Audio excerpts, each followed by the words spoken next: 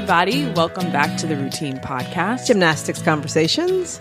I'm Chelsea. I'm Chelsea's mom, Diana. And we're back for episode 58. And we're enjoying our summer. It's not even officially summer yet. Well, maybe that's why we're enjoying it. Yeah. The weather's perfect. Yeah, it's such a beautiful day. It's like 80, maybe 70. 75. 75. With like a nice little breeze. Yeah, and we're at Chelsea's apartment. New location. Today, we're not at my basement. Where the dogs are there and we're trying to keep them quiet. And why are we here, Mom? Because I got a job. A real job that pays me versus this job who doesn't pay me. Well, like, why aren't you like excited? Because I kind of enjoyed being unemployed for a little minute. Mom says that, but like deep down, Mom is like I don't want to say it, but I'm going to say it. Mom is balls to the wall. Like, let's get to work. Mom is like a working woman. And that's true, right? All of my life I've done that. Not all of my life, but obviously my adult life. But I really enjoyed having 6 months of not working. Other than, of course, you kept me very busy. Yeah. Me and your 2 golden retrievers kept you very busy. It's so true. Mom, can you email such and such? Mom, can you read the article about such and such? We got an email with Alicia Board's parents. Can you do that real quick? Mom, can you look at the media packet? We need more spots. Mom, we're going to Texas this weekend. So it's good to be back at work with normal people who pay me. You know how you paid me last episode. What? You fussed with me. Yeah, you guys don't know the struggle that went into last week's episode. I was running a little late. But the thing is, like, I don't even know where to start because there was just like a lot happening last episode. Let's just say I was really in trouble. No, I wasn't. See, and that's why, like, I wanted to make sure that you knew that I wasn't mad at you. Oh, you were so mad at me. I wasn't mad. I was mad at the situation, but, like, I couldn't be mad because this was, like, your first week of work. Exactly. And, like, you were literally with your boss. Exactly. So, like, I was like, if I was in that situation, like, she wouldn't be mad at me. And it's kind of just like, you know what? Your podcast is just a podcast right now. Like, I'm with my boss. But you should have seen me. I was like looking at the telephone, looking at my watch. And he's like, and so what we're going to do today is I'm like, I gotta go. And then he keeps talking.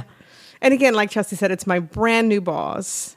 But we happen to have an interview scheduled at 6:30 with Jordan Weber. Yeah. And I need to go.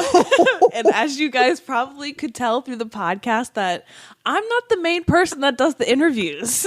And especially with Jordan Weber. Yeah. So I was literally just like freaking out. And Mom was like, I'm like all the way across town, literally. I really was. I'm not going to make it. But I tried. Yeah. And Mom, like, through like the adversity, Mom like really shined. Like, whenever she figured out like there's no way she's gonna make it, she called me and she's like, she was like, I don't know what I said. You can do this, Chelsea. I did. I became your biggest cheerleader. Yeah. You're ready. It was like Rocky Balboa in the corner. Dun dun dun dun dun dun dun dun dun dun dun dun dun. And I was just freaking out. I was, oh my gosh. Oh, so bad. But you did fine. It was fine. It wasn't anger towards anyone or anything besides like myself. Right. But this is we're going to bring this back to gymnastics, right? Yeah. This is where gymnasts come in. They are perfectionists. True. Because Chelsea immediately had me listen to the interview. And as you all heard, it was a fine interview. It was just fine. But in her kind of perfectionist 10.0 value system, for her, it didn't feel like a 10. And I'm like, come on, it was fine. It's Jordan Weber. I know. And like, I just kept picturing in my head what the interview could have been like if you were there. Because like, you are really good at that. And I knew like, I don't know. I was just thinking of like the coulda, shoulda, woulda. Missed opportunity. Yeah. And I mean, you can't do that. You got to just kind of like suck it up and move on and work with what you got. Yeah. And because it was a fine interview.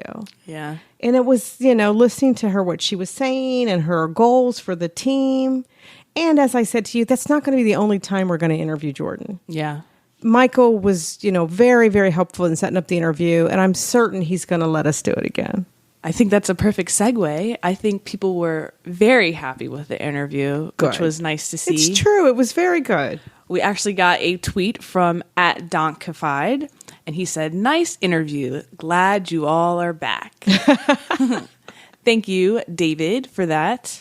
And we got a tweet from @CC Chavanez, who says, "Me at 23, how can I afford rent and also afford wine? Jordan at 23, let me go get the head coaching job at the University of Arkansas and empower a college gymnast and probably make it to the NCAA finals in like 5 years." So pretty much the same. I know, like, you could think of it that way as like Jordan's like completely crushing her early 20s, or you could think of it as like, wow, what am I doing with my life? We'll go with the former. Yeah. At 23, she's crushing it. Totally. And it's just like so inspiring. And I said that to her in the interview, like me being relatively young myself, I would never have thought, oh, you could be a head coach somewhere, but she's breaking barriers. Oh, with right. this. Yeah. And you know what? I just think that, I'm a big believer, which is why, it upset me that you were so upset, right? Because everything we do in life is a learning experience for something that's going to happen in your future. And you think of all the adversity that Jordan's been through in her gymnastics career, and all of it has built to be the success that she is now. I look at things as a parent, as a mother, and you just know that everything that you guys are doing at your age, it's just building blocks for more success in the future. Spoken like a person with true wisdom. Well, and I think it also goes to the next tweet, right, from Carrie. Do you want to read that? Yeah, she said, "I remember listening to the first episode of the Routine podcast about a year and a half ago when I just discovered NCAA gymnastics. Amazing to see how much they have grown in confidence and popularity since then. Love the interview with Jordan Weber." See, we've grown, Chelsea. Thank you, Carrie. That tweet actually really meant a lot to me. I don't know if it meant as much to you, It did. Mom. It did, because I know how we started. I know. And I feel like we've just been go, go, go, go, go. We don't really like stop and look at how far we've come. Right, right. And I think part of the reason we do that is because it's so fun. I know, yeah. Right? Each thing we do, it's just part of us being together and just part of the fun of this experience and this journey that we're on. Yeah.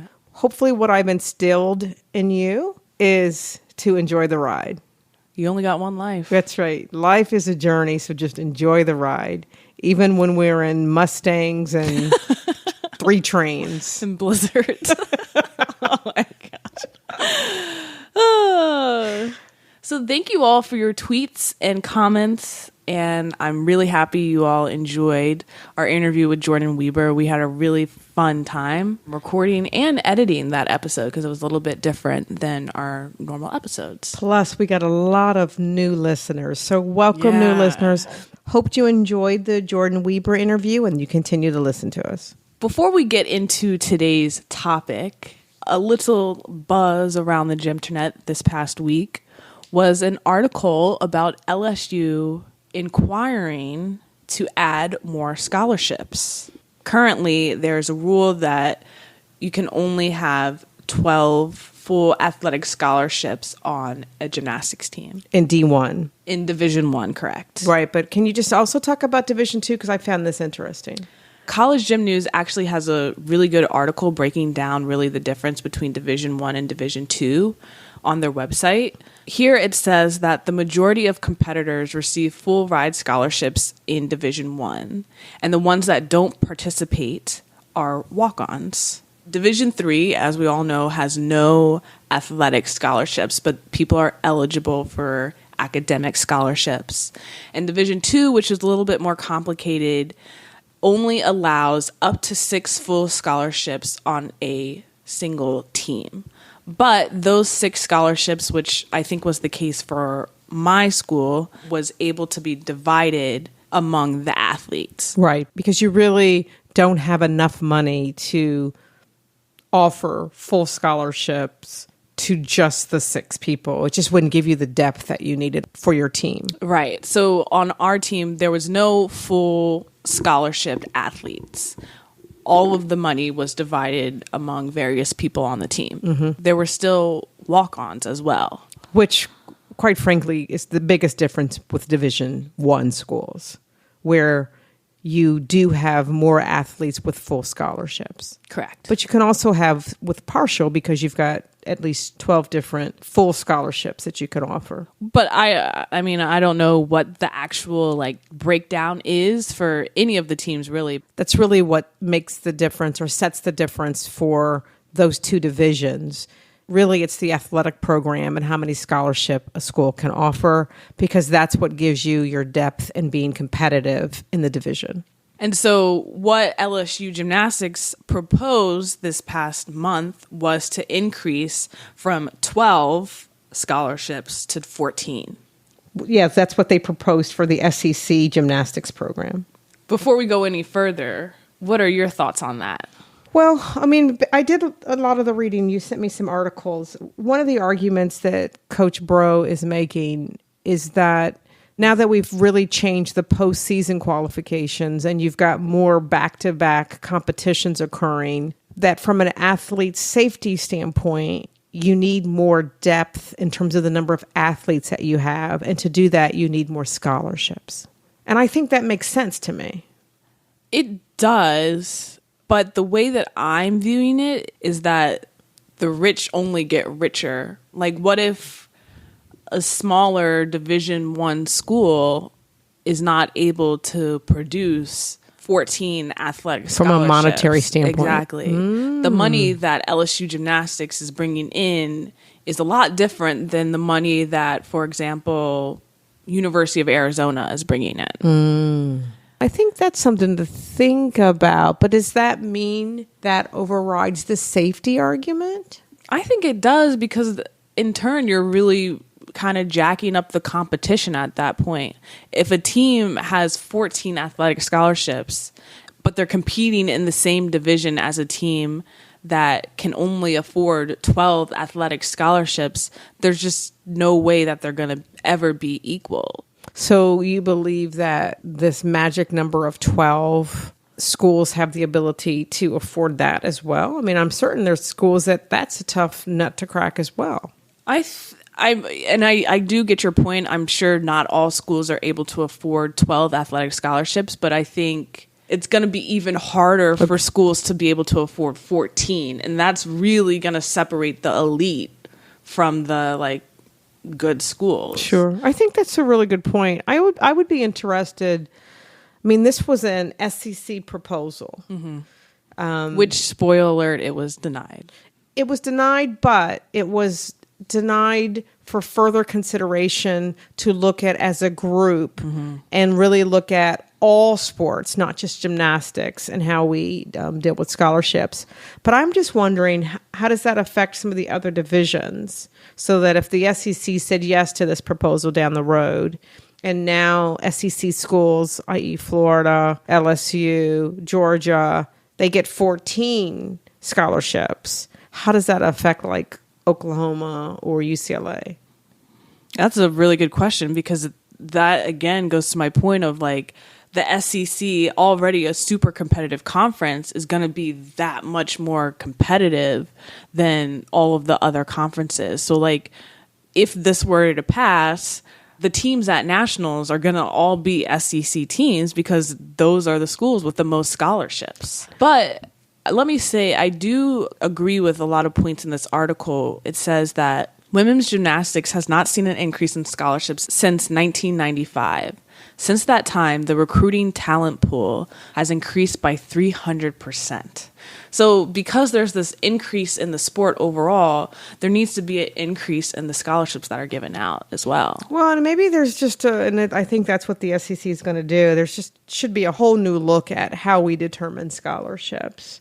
And I think at some point we should be looking at, and maybe, I don't know, maybe it's not fair to do this, but does one Olympian equate to the one club gymnast? Or does that mean if you've got one Olympian, you really can't get 2 or 3? I don't think... No. That'd be nuts, wouldn't it? Yeah, because that's like kind of like individual based, and then you're like... No, I don't think we should go that detailed, but I think there needs to be more scholarships offered. Well, it's going to be very interesting to follow. We'd love to hear your thoughts.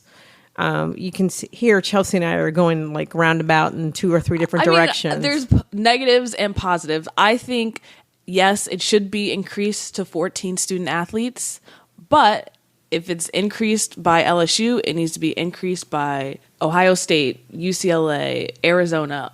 All Division I universities in the United States needs to increase. I think so too, from an equity standpoint. Yeah. If we expand it, we've got more depth and therefore less pressure to put athletes who may be injured back up to compete again because you need to, because you don't have depth in terms of the athletes able to compete. Mm-hmm. And who can argue with that? It's true.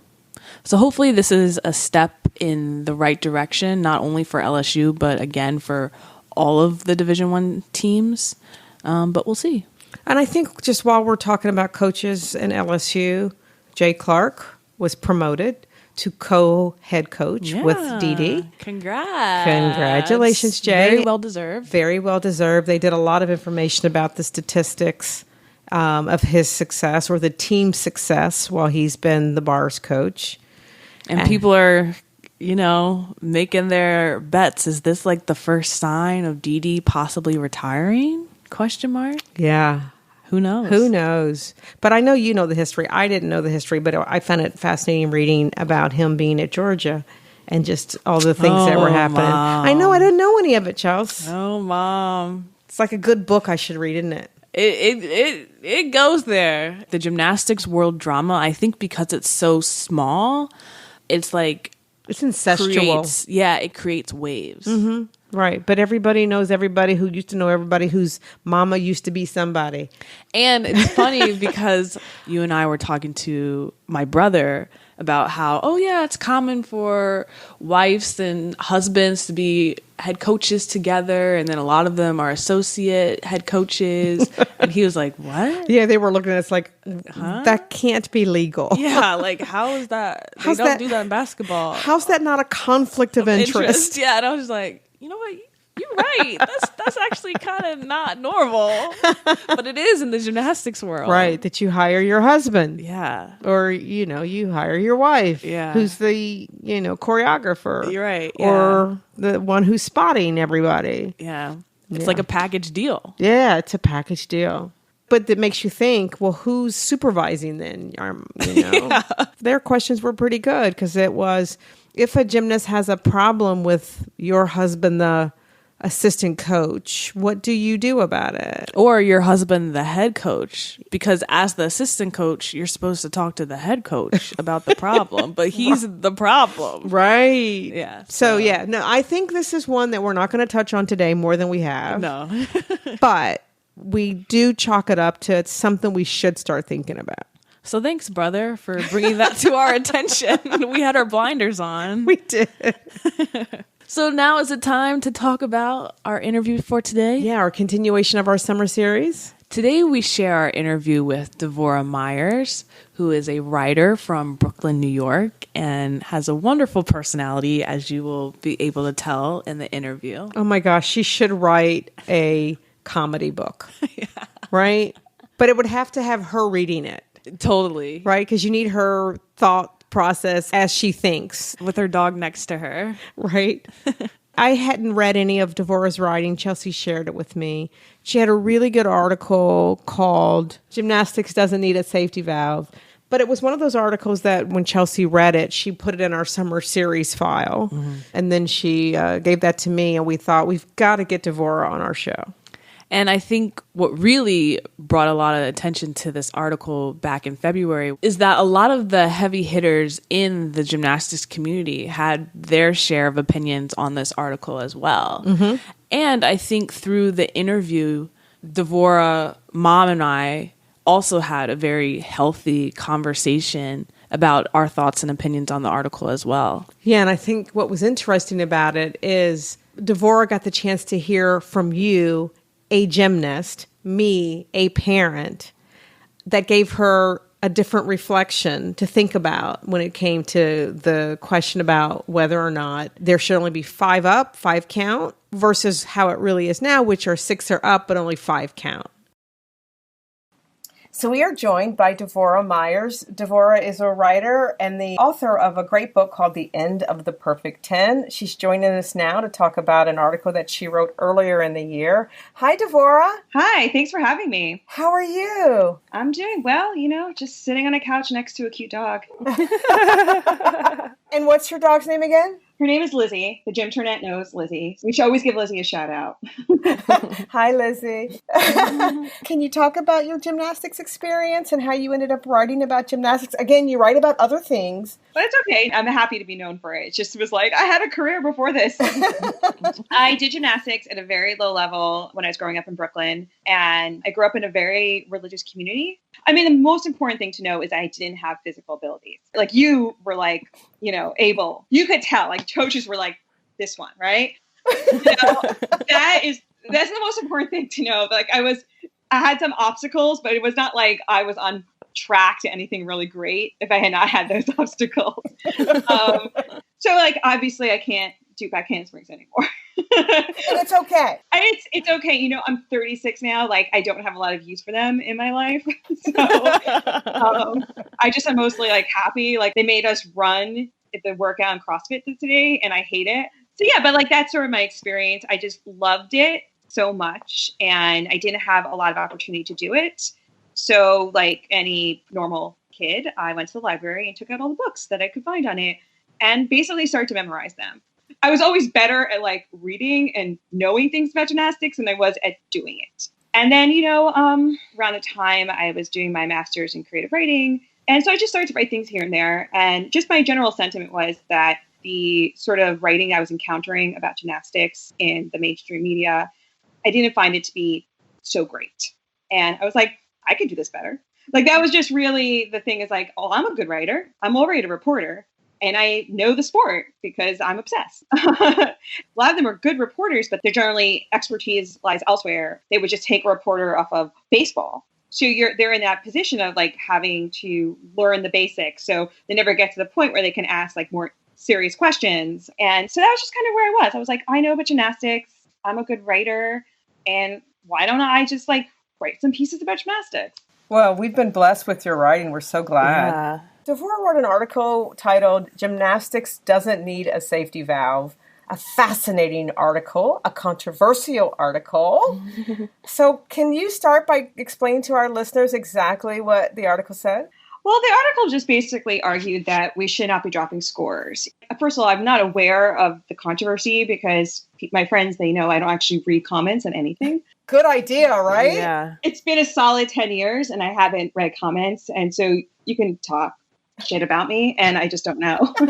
Sorry, I should probably not tell people that. So they'll probably find more direct ways to let me know what they think of me. Well, before we go to the article then, because you've just intrigued me, was there like some moment where you read something 10 years ago that somebody wrote about you and said, never again am I going to read comments? I think it was like the first time I had something in the New York Times and I'm a very anxious person. And so if I read the comments, I will just stew over them and I won't sleep. Not that I don't want to hear people's opinions, but I also need to protect my fragile psyche, Yeah. So you want to receive the good criticism, but like you have to wade through a lot of crap to get the good worthwhile critique. And so I just don't have the ability to wade through that many negative comments. I just don't want people to think that like, I don't need other people's opinions. I definitely do. I just have to strike the right balance. It's true. Okay, but let's go back to the article then. Okay. So gymnastics doesn't need a safety valve. Talk to us about that. It's just like sort of a basic of like watching a competition and, you hear it over and over again, 6 up, 5 counts, and then if there's a fall, or they even talk about the narrative of the competition, like there's all this pressure. There was a fall earlier in the rotation and now everyone has to hit. But of course, like everyone always had to hit, right? No gymnast goes up and was like, you know what, I'm just going to toss this one. This is the first pancake, like I'm going to toss this one aside and just be like, whatever. You always want to hit. And it just always struck me as weird that like a whole 90 seconds of like performance just gets tossed out the door in a competition setting. And again, like I said in the story, the fact that like your falls, if they're spread out across 4 events, they're fine. You don't have to count a fall. And that just seems kind of weird to me. If you have 4 falls, your score should reflect 4 falls, right? Sure. And just to explain what Dvora is saying, if beam, which is what we'll talk about because beam tends to be the event that people fall on, if an athlete falls, we'll use University of Florida's case. Oh, regionals. Oh, what a heartbreaker. Regionals, right? So if one athlete falls, then of course the others have to hit. But then if another athlete falls on that event, that means something versus if one athlete falls on beam, but then they go to the next rotation and another athlete falls, those 2 falls count differently. And of course, everybody who's listening to this podcast knows that, but I intuitively never thought of it that way until I read your article, quite frankly. And of course, for me, it meant something because you also talked about LSU, how they were a very strong team. I guess it was Nationals 2 years ago, that when you look at their scores, they were actually the stronger team because they had no falls. Mm-hmm. So again, to me, I think it's just a fascinating way to look at it. And you had been thinking about this for some time? Yeah, I mean, it just always, I've been watching college gymnastics for a long time now. And I think especially you start thinking about it more when elite gymnastics and the team final removed this sort of safety valve where it went 3 up, 3 count. Now they did it for different reasons, depth, countries don't have as much depth as they once did, et cetera, moves the competitions along quicker. But now when you watch a world championship final, Olympic team final, any team final now, all scores count. I don't want to say across the board. I don't remember if that's the rule at Pan Am's, but I'm saying in the major competitions, everything counts. That just feels right. Like everything should count, And so I think that became more apparent when elite gymnastics moved to the 3 up, 3 count. I think one of the comments that we heard is that it would put more pressure on the athletes who already have a tremendous amount of pressure on them. What do you think? I mean, like I said earlier, does any athlete go up and be like, I could just like screw this one up because like the next 5 will catch me? Like, I don't know if that pressure would increase because then also it's like if you have 1 fall, the second fall counts. So like after that first fall, everyone is going to feel that same kind of pressure. And are we saying, oh, well, maybe we should let them drop 2 falls because that will be too much pressure for the next 4 or 3 athletes, however many athletes follow the fall. I mean, they're experiencing the pressure that they're in a must-hit situation. So like that pressure exists anyway. I think you heard, at least in reading from the article, you heard from Kathy Johnson-Clark, who thought maybe that they would water down routines. Oh, yeah, I think that's a very valid point. When I was reading her very long comment, which I included in its entirety at the bottom of the article because it was so interesting, that is something to really consider. But then again, like, I feel like sometimes falls happen to really stupid things. It's kind of like sometimes it's like you do your really hard skill and then you fall on like a switch half, and that's hard, you know what I'm saying? But like you also need a jump like that. So you're going to do it anyway. I still don't think it's a big enough concern to not move in that direction, but I definitely think people have a good point there. I'm thinking more about the athlete safety. I think with the ability to drop a score, you're able to play with the lineups a lot more. But if all of the scores are counting, like you said, there's a lot more pressure and people are probably going to be competing more consistently. So maybe there's a way of implementing this new format as well as keeping the old. I know in the article you mentioned that men's gymnastics, I think it was week 8, that's when they start doing all of the scores counting. So maybe women's college gymnastics could do something along those lines. I think that's actually a really good compromise position. If you want to be able to place the lineups early in the season, and if you're in an all score counting situation, you won't feel comfortable and you'll constantly be using your stars and you won't develop any depth. But I do think in a championship situation, and whether it's like SECs or Pac-12 or in a regional situation, certainly in a national championship situation, we shouldn't be dropping scores anymore. So by that time, also your lineups, barring injury, are set. That reason doesn't come into play anymore. Well, and Chelsea, I don't mean to put you on the spot, but I am. So when you competed, would you ever say to yourself, well, if I do fall, it won't count? I think it's hard to say. Obviously, you're not going into the routine thinking that, because obviously you're going to fall if you're thinking that way. Right. But I think if I knew that my score is counting no matter what, I would feel tremendous pressure. And it probably wouldn't make the sport as fun anymore. Okay, I got another question. I know, Dvora, it's about your interview. Oh, no. I'm actually interested in hearing this because I was a terrible low-level gymnast who did not face these pressure situations. So I'm actually interested in hearing from someone who was in this position. So when you fell, right, which rarely happened, obviously, daughter. Yeah. But when you fell, did you say to yourself, my score may not have to count? Or did you feel really guilty because you fell? Which way? I think either way you're feeling guilty because there's a lot of factors going into it. You may not be in lineups the next week because of that fall. That's true. But I think in the article, Kathy brought up a good point where it's almost that team building experience. You're rallying around each other at that point because you know there's a possibility of dropping that fall. Yeah. Well, I think just on the back end as a parent, you always, after the meet was over, obviously felt horrible about it, but you were really worried about lineup for next week. Yeah. I mean, that pressure of a fall means you're not going to be in lineup was really big for you. Yeah, and I think if there's a set lineup where all of the scores are counting, it gives other people not as many opportunities. Even if in the long term they may not be in the lineup, if you know these three people are going to hit every time, other people aren't going to get a chance to compete, which is unfortunate. You bring up a good point in terms of what Kathy said and what you said in terms of this team building experience.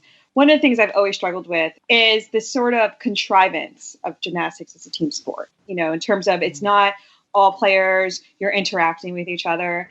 And I guess maybe this sort of 6 up, 5 count gives the team a way to sort of almost work with each other in a more direct way than they do just in terms of really it's a series of adding up scores. When if that fall happens and now it's now you got to kind of pick up the slack and everyone's got each other's back, it does transform it a little bit more into an interaction, even though there's obviously interactions on the sidelines and everyone's supporting one another, but it almost makes that interaction happen in the field of play. I think it does. I think that's a good point. I mean, I think 5 up, 5 count goes much more about the individual at that point, right? Because I got to do it, period. So it's that's why I think it's just a fascinating question to ask. So I love the article. Oh, thank you. Can we, now that since we have you, can we pick your brain about regionals too? What did you think? Oh, it was great. So much better. I mean, I know it was so much more heartbreaking, but that's the fun. It's you have the heartbreaks, you have the upsets. Obviously Florida I had chosen as my dark horse to win nationals, and it was tough to watch, obviously, but so much more exciting. I think it's hard because we all love college gymnastics because it feels a lot more positive. So this idea of taking away more chairs in this game of musicals, chairs seems almost like the antithesis of what we expect from college gymnastics to be this inclusive thing that everyone gets to be happy. And so now there are fewer chairs. And more people are on the floor not getting to play anymore. But as a spectator watching a sporting event, it works so much better in terms of creating storylines and that excitement and the stress. We're talking about stress here. If you don't have the drop score anymore, the stress of there are fewer teams that now go. If we're worried about stress on the athletes, obviously the new format does it as well. But it does. But I think most people, I won't say all people, I think a lot of people responded pretty positively. Yeah, I think so too. I know we didn't kind of say that we were going to ask you this, but I got to ask you, What do you think about judging and scoring? Like the Uber fans like ourselves, we are going to watch regardless, right? And we'll fight about it. And it's almost kind of part of the entertainment is getting in a huff about scores and rankings. The question is, does this affect the layperson who's coming into gymnastics? I don't know how to answer that question, but in general, you want the rankings to be correct because you want the athletes who deserve the accolades to get them. I mean, my personal feeling is the Yurchenko full has to be downgraded further. It's just not enough of a separation between the 1.5 and the full. Why would you even take the risk on the 1.5 for half a 10 when you're way more likely to take a step and probably a big one at that? Not everyone is like Kyla Ross, who has figured out the secret formula for sticking that week in, week out. Right? Literally. Also Maggie Nichols as well. She didn't do as many vaults this season. And she doesn't need to because she's Maggie Nichols. Right? But saying most people are not those two gymnasts who could just have figured this out. There's a secret magic potion. I mean, at this point, witchcraft. I don't know. I don't know. I'm not accusing them. But it's true. It's how do they do it? It is. I mean, you've done blind landings. It's really hard. They make it look really easy. They do have to widen the gap between those two vaults to really make the 1.5 worth it. So I don't know what to do. I don't know how to answer that. Is there anything else that you want to talk about that you haven't had the chance to talk to us about? I'm so thrilled. There's all this DIY Gymternet coverage. I feel if you were a fan coming up in the 90s, you could find 2 GeoCities sites and a message board, and you were just thirsty for anything that was smart about the sport. And now we have so much great content. Obviously, it's been a rough few years for gymnastics, but also there's just a lot of very smart work out there that didn't exist when I was younger. And when I was taking out the same 3 books from the library and reading them over and over and over again, being the weirdo at the Shabbos table who was telling my mom about Svetlana Bukynskaya. And my poor mom just having to indulge me and like ask me questions when she was clearly not interested, and because that's what moms do. Yeah, so it's just like such, you know, that's just like my general thought is that it's really, we're just really lucky right now, I think. Yeah. And I agree with that. I totally agree with that. Dvora, this has been such a great interview. Thank you so much for joining us. It's been fun. Bye. Bye.